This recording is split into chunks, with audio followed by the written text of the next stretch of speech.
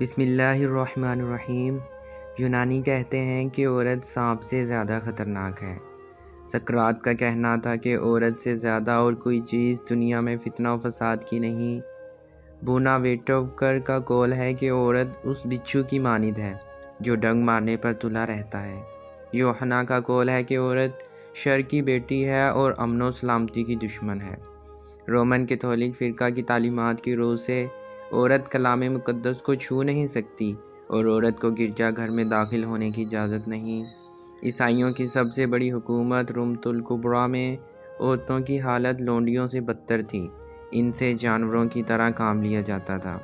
Europe کی بہادر ترین عورت Joan of arc کو زندہ جلا دیا گیا تھا۔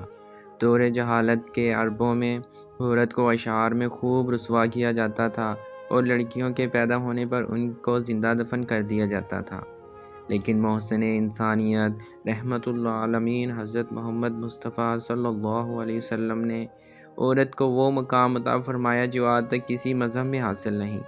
اب اگر عورت ماں ہے تو اس کے پاؤں کے نیچے جنت، بیٹی ہے تو بخشش کا ذریعہ، بیوی ہے تو ایمان کی تکمیل کا ذریعہ، بہن ہے تو غیرت کا ذریعہ۔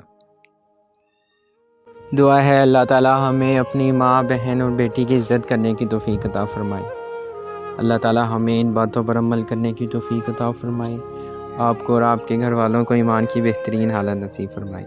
اپنا بہت سا خیال رکھیے گا۔ ویڈیو اچھی لگے تو دوسروں سے بھی شیئر کیجیے گا۔ خدا حافظ۔